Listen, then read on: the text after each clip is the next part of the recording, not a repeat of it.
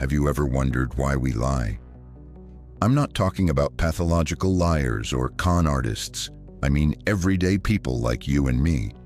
The uncomfortable truth is that deception is woven into the fabric of human interaction. Most of us lie several times a day without even realizing it. In fact, research suggests that people tell an average of 1 to 2 lies daily, with some studies putting that number much higher. What if I told you that your ability to deceive others isn't a moral failing, but actually an essential skill that's been crucial to human survival and social functioning for thousands of years?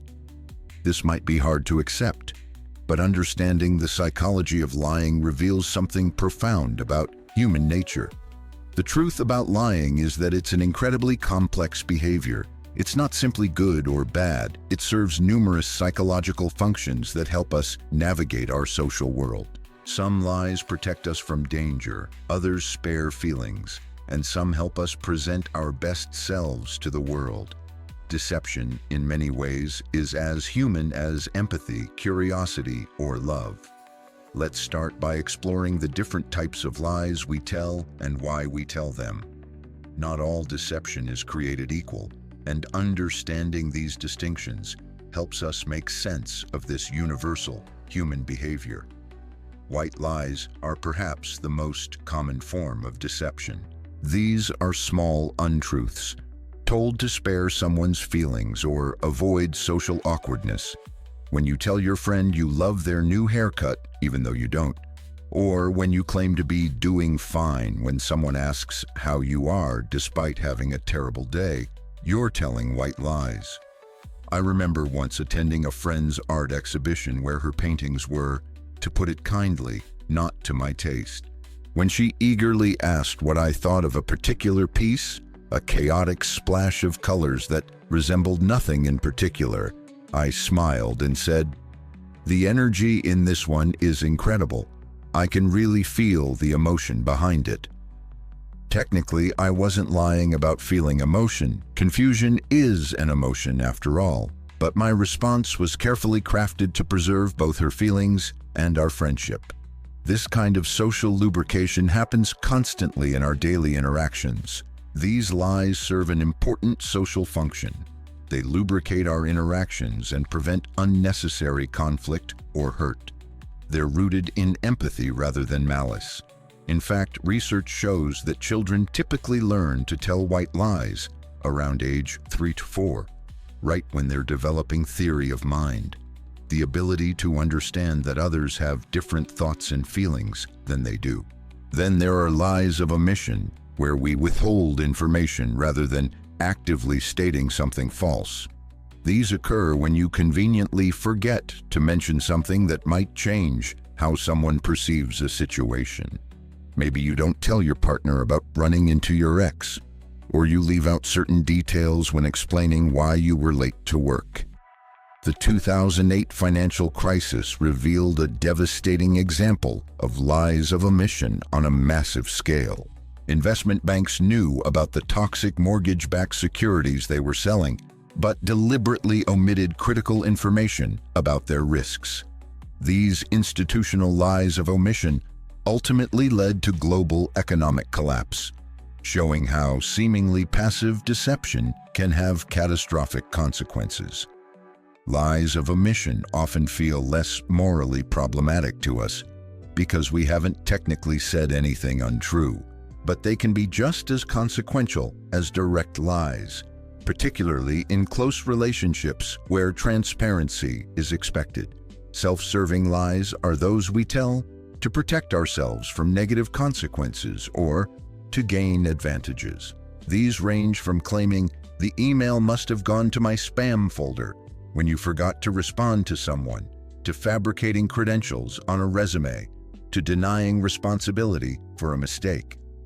The case of Frank Abagnale Jr., whose story inspired the film Catch Me If You Can, illustrates the extraordinary extent to which self-serving lies can be taken. Before he turned 21, Abagnale had successfully impersonated an airline pilot, a doctor, and a lawyer, all through elaborate deception. While most of us don't go to such extremes, we do tell self-serving lies when we're running late, terrible traffic, padding our resumes, proficient in Excel, or avoiding blame. I never got your message. These lies stem from our natural instinct for self-preservation and advancement.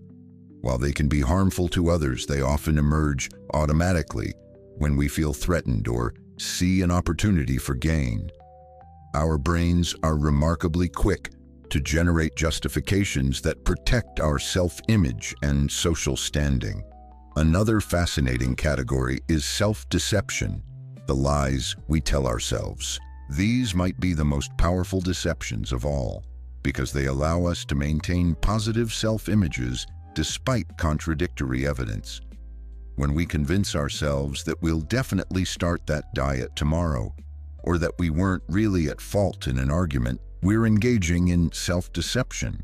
Think about how many people continue smoking while telling themselves they can quit anytime, or how we maintain the belief that we're above average drivers despite statistical impossibility. In a famous study at Cornell University, researchers found that 94% of professors rated themselves as above average teachers, a mathematical impossibility that perfectly demonstrates our capacity for self-deception. Psychologists have long been fascinated by self-deception because it seems counterintuitive. How can the deceiver and the deceived be the same person? Yet research suggests that self-deception may have evolved as an adaptation that helps us be more convincing when deceiving others. If you truly believe your own lie, you'll display fewer signs of deception, making your falsehood more credible to others. Finally, there are pathological lies, deception that seems to serve no clear purpose beyond the act of lying itself. Pathological liars tell elaborate, unnecessary falsehoods, even when there's little to gain and much to lose. This type of lying is often associated with certain personality disorders and represents a maladaptive extreme of what is otherwise a normal human behavior. So why did humans evolve this capacity for deception in the first place? The answer lies in our evolutionary history and the unique challenges of living in complex social groups. From an evolutionary perspective, deception offered significant survival advantages. Early humans who could successfully deceive others when necessary, hiding resources from competitors, misleading potential threats, or presenting themselves as stronger or more capable than they actually were, had better odds of survival and reproduction. Picture our ancient ancestors facing a stronger competing tribe. The ability to exaggerate their numbers through strategic campfires and noise-making might have prevented an attack. Or consider early trading interactions, where concealing your true need for an item could lead to better bargaining outcomes. These deceptive capabilities weren't moral failings, they were survival mechanisms. Our primate relatives also use deception, suggesting these behaviors predate human evolution. Chimpanzees, for example, have been observed hiding food from dominant group members or suppressing warning calls to keep discovered food for themselves.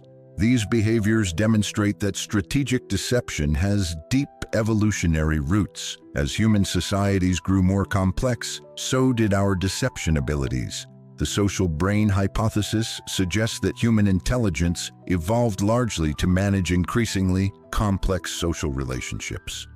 Part of that social complexity involves balancing cooperation with competition, knowing when to share information honestly and when to withhold or distort it for strategic advantage.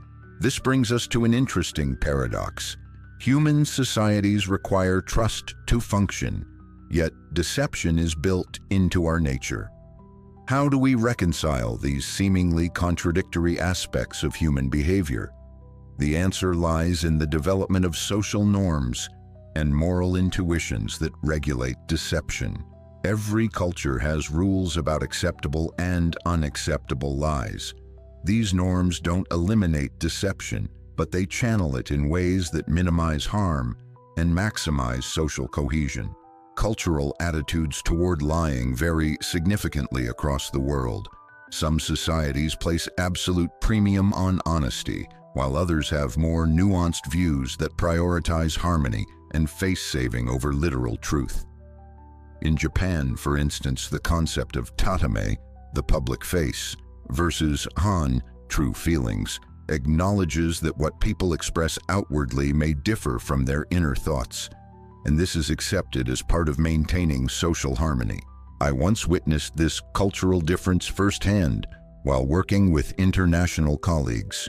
When a Japanese team member was asked if a deadline was reasonable, he said yes, despite knowing it would be nearly impossible. His American counterparts took this at face value, while his Japanese colleagues understood the response as, "I'll try my best, but it's not realistic."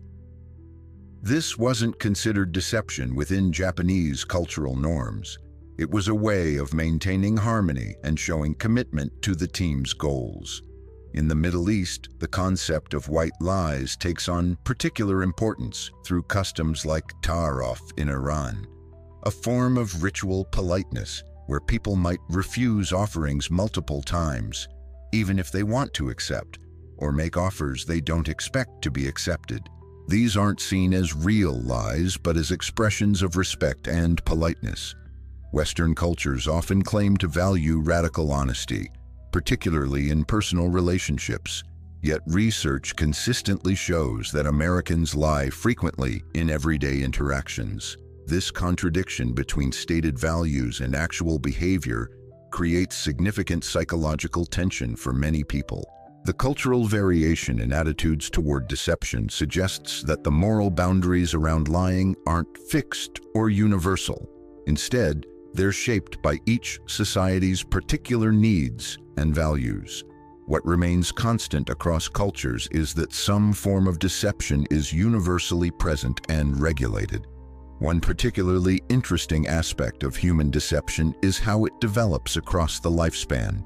Contrary to what we might expect, the ability to lie successfully is actually a sign of healthy cognitive development in children. Around age 2 to 3, children begin to develop theory of mind, the understanding that other people have different thoughts, beliefs, and knowledge than they do. This cognitive milestone is essential for intentional deception, as it allows children to understand that they can create false beliefs in others' minds. In a classic experiment known as the Smarties task, researchers show children a candy container and ask what they think is inside. After guessing candy, children are shown that the container actually holds pencils. When asked what another child who hasn't seen inside would think is in the container, younger children, under 4, typically say pencils. They can't yet understand that others would have different beliefs than their own current knowledge. Older children correctly answer candy, showing they understand how false beliefs work, a prerequisite for intentional deception. In fact, research has shown that children with developmental delays in theory of mind, such as those with autism spectrum disorders, often have more difficulty both telling and detecting lies. The ability to deceive effectively requires sophisticated social cognition. By age 4 or 5, most children can tell simple lies, though they're not very good at maintaining them or making them convincing. As they develop, children become more sophisticated in their deception strategies. By adolescence, most have mastered the basic deception skills that adults use routinely. Parents often worry when they catch their children lying, but developmental psychologists see early lying as a normal and even positive sign of cognitive development. Of course, this doesn't mean we should encourage dishonesty. Rather, it suggests that learning when and why lying is problematic is part of normal social development. This brings us to a crucial question. How do we detect when others are lying to us? Popular culture is filled with supposed tells: fidgeting, avoiding eye contact, touching one's face. But the scientific research paints a much more complicated picture. The truth is that humans are generally quite poor at detecting lies based on behavioral cues. Multiple studies have shown that even professionals trained to detect deception, police officers, judges, customs agents, perform only slightly better than chance when trying to identify lies based on behavior alone. The case of Elizabeth Holmes and Theranos illustrates this challenge perfectly. Holmes managed to deceive sophisticated investors, board members, and journalists for years, raising nearly $1 billion for blood testing technology that didn't work. Despite giving numerous interviews and presentations, her deception went undetected by people specifically looking to evaluate her credibility.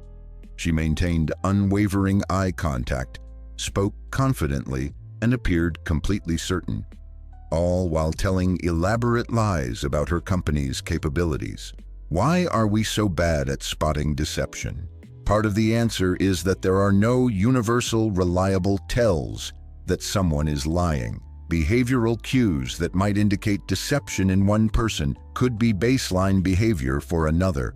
Some people naturally avoid eye contact or fidget when nervous, whether they're lying or not. Moreover, our intuitions about deception cues are often wrong. Many people believe that liars avoid eye contact, but research shows that practiced liars often maintain more eye contact than truth-tellers, precisely because they know about this stereotype. Another reason we struggle to detect lies is what psychologists call the truth bias, our default assumption that what others tell us is honest. This bias makes evolutionary and social sense. In a world where most communication is truthful, assuming honesty is generally efficient. If we questioned every statement for its veracity, social interaction would become painfully slow and difficult. Despite these challenges, there are some research-backed approaches that can improve lie detection. Rather than focusing on nonverbal tells, experts recommend looking for inconsistencies in the content of what someone says, especially across multiple tellings of the same story. The FBI and other investigative organizations now use cognitive interview techniques that ask unexpected questions a prepared liar wouldn't have anticipated, or increase cognitive load by asking someone to tell their story in reverse order. These approaches make lying more difficult as they tax mental resources needed to maintain a false narrative. Even with these techniques, however, accuracy rates in experimental settings rarely exceed 65–70%, far from the perfect detection that TV shows like Lie to Me might lead us to expect. This brings us to the dark side of deception, the world of professional manipulators who elevate lying to an art form. Con artists, cult leaders, and skilled manipulators understand deception at a level that goes far beyond everyday white lies. What sets these professional deceivers apart isn't just their willingness to lie, but their comprehensive understanding of human psychology and social dynamics. They exploit our cognitive biases and emotional vulnerabilities with remarkable precision. Consider the techniques of skilled con artists. They don't simply tell falsehoods, they create entire false realities that their victims step into willingly. They understand that the most effective deception doesn't feel like deception at all. Bernie Madoff, who orchestrated the largest Ponzi scheme in history, didn't approach potential victims with outlandish claims. Instead, he cultivated an aura of exclusivity and steady success. He often initially rejected investors, making them work to join his fund. This hard-to-get approach exploited people's desire for what seems scarce and exclusive. He also leveraged social networks, allowing satisfied early investors who were receiving returns paid from new investors' money to bring in friends and family, using social proof to bypass natural skepticism. First, these manipulators establish credibility and rapport. This might involve displaying signals of trustworthiness, dressing professionally, dropping names of respected institutions or people, or sharing personal details that create a sense of intimacy and vulnerability. The goal is to bypass our natural skepticism by triggering our social instincts to reciprocate openness and trust. Next, they leverage the principle of social proof. Humans are inherently social creatures who look to others for guidance on what to believe and how to act. Con artists often create the illusion that others have already trusted them or benefited from whatever they're offering. Ponzi schemes work precisely because early investors seem to be making money, which attracts more victims. Another powerful technique is exploiting the scarcity principle, the idea that opportunities or resources that seem limited are more valuable. Phrases like limited time offer or only a few spots remaining create urgency that bypasses critical thinking. When we feel we might miss out, we're more likely to make hasty decisions without proper verification. Perhaps most insidiously, skilled manipulators use incremental escalation. They start with small requests or minor deceptions to establish compliance, then gradually increase their demands or the magnitude of their lies. This approach exploits the consistency principle, our psychological need to remain consistent with our prior actions and commitments. One particularly effective technique used by professional manipulators is cold reading, making vague general statements that seem personally insightful but could apply to almost anyone. Psychics and fortune tellers are masters of this, making statements like, "You sometimes worry about things more than you should," or "You've been disappointed by someone you trusted."